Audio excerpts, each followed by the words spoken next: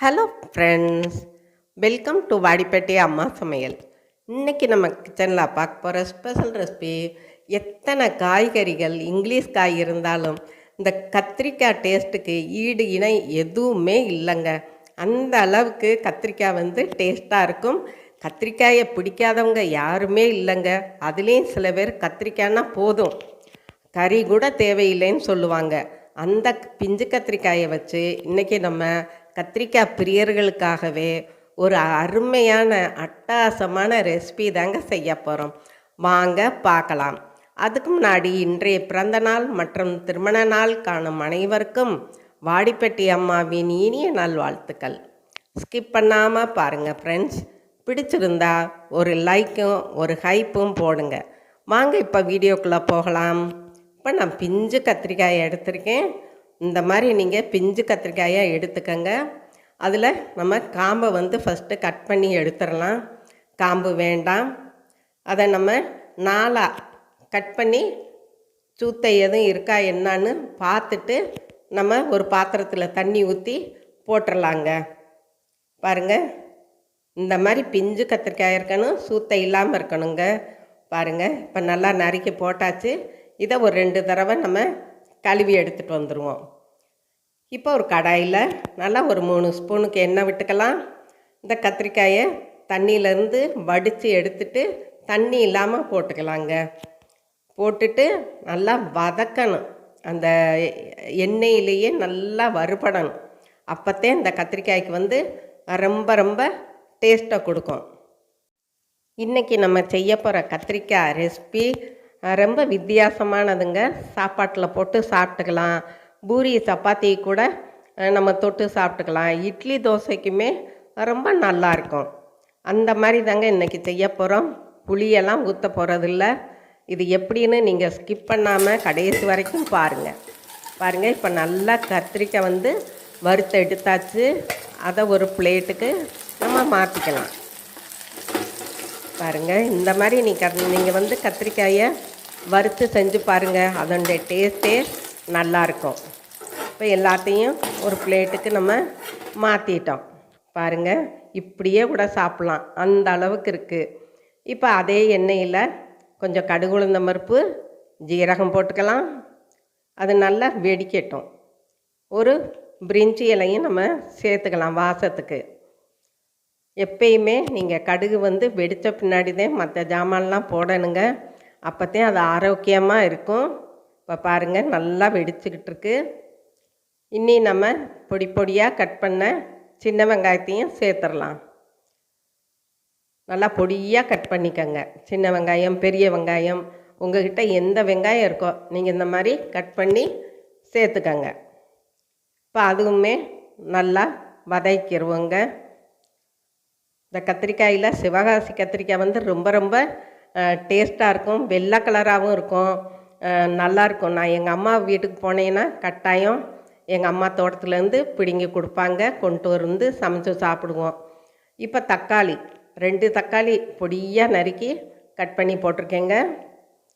பாருங்கள், இந்த மாதிரி நல்லா வதக்கி விட்டுறணும். தக்காளி நல்லா வதங்கணும். இப்போ இருக்க தக்காளியெல்லாம் எங்கெங்கே வதங்குது. அதனால் இப்போ கொஞ்சம் நம்ம உப்பு சேர்த்துட்டோம்னா கொஞ்சம் நல்லா வதங்கும். எலும்பு கறி எடுத்து இந்த கத்திரிக்காயும் அதோடு சேர்த்து நம்ம குழம்பு வச்சா ரொம்ப நல்லாயிருக்கும்.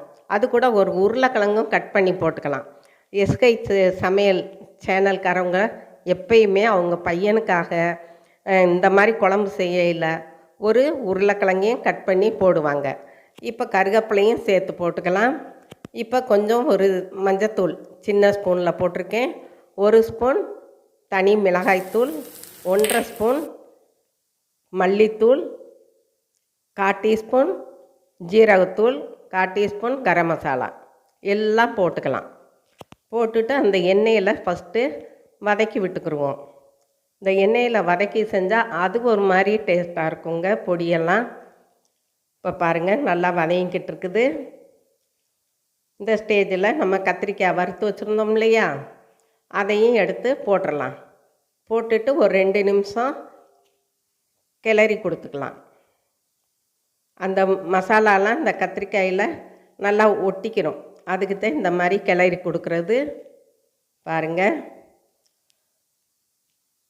இப்போ லைட்டாக நம்ம தண்ணி தெளித்து விட்டுக்கலாம். தண்ணி தெளித்து விட்டுட்டு கிளறி கொடுத்துக்குருவோம். இந்த மசாலா வந்து சட்டுன்னு அந்த கத்திரிக்காய்க்குள்ளே இறங்கிரும்.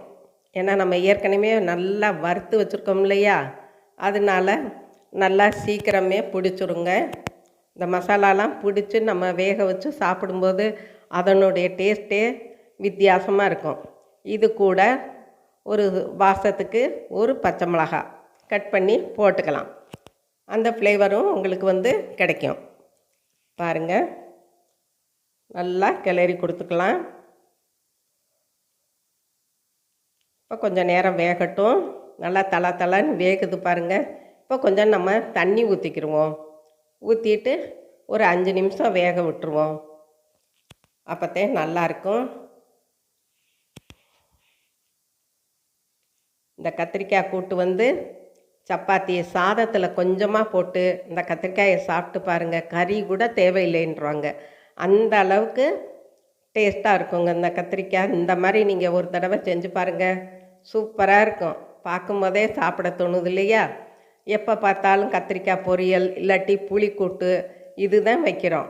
இப்போ வந்து லாஸ்ட்டில் நம்ம மிளகுத்தூள் ஒரு 1/2 ஸ்பூனுக்கு மேலே போட்டுருவோம். நல்லா கறி டேஸ்ட்டில் இருக்குங்க கத்திரிக்காய். அது நீங்கள் 2 நாளைக்கு வச்சு கூட சாப்பிட்லாம். அந்த மாதிரி டேஸ்ட்டில் இருக்கும். பாருங்கள், இப்போ நல்லா தண்ணியெல்லாம் வற்றிருச்சு. இப்போ கொத்தமல்லி, பச்சை கொத்தமல்லியும் போட்டுக்கலாம். ஒரு மணம் கிடைக்கும். நல்லா கிளறி கொடுத்துக்குருவோம். பாருங்கள், பார்க்கும்போதே நமக்கு சாப்பிட தோணுது இல்லையா? அந்த அளவுக்கு இன்றைக்கி வந்து கத்திரிக்காய் பிரியர்களுக்காக சூப்பரான கத்திரிக்காய் கூட்டு நல்லா செஞ்சு வச்சுருக்குது. அவ்வளோதேங்க. இப்போ நம்ம அடுப்பை ஆஃப் பண்ணிடலாம். ஒரு பிளேட்டுக்கு நம்ம மாற்றிக்கலாம். பார்க்கும்போதே பாருங்களேன், கத்திரிக்காய் தகன்னு மின்னுது. இந்த மாதிரி வைக்கணுங்க கத்திரிக்காய் கூட்டு. சும்மா புளியை கரைச்சோமா ஊற்றினோமா மிளகாப்பொடி போட்டோமான்னு இருக்கக்கூடாது. இந்த மாதிரி நீங்கள் ஒரு தடவை வச்சு பாருங்கள், செம்மையாக இருக்குங்க.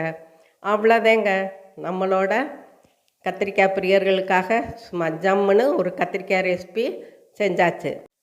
இதுவரை சப்ஸ்கிரைப் பண்ணாதவங்க சப்ஸ்கிரைப் பண்ணுங்கப்பா. லைக் பண்ணுங்கள், ஷேர் பண்ணுங்கள், கமெண்ட் பண்ணுங்கள். ஆளுங்கிற பெல் பட்டனை தொடுங்க. அப்போத்தே நான் போடுற வீடியோ உங்களுக்கு உடனே கிடைக்கும். அதே மாதிரி ஒரு ஹைப் ஒன்று போட்டுருங்க. நீங்களும் உங்கள் வீட்டில் ட்ரை பண்ணுங்கள், சாப்பிடுங்க, சந்தோஷமாக இருங்க. நன்றி, வணக்கம்.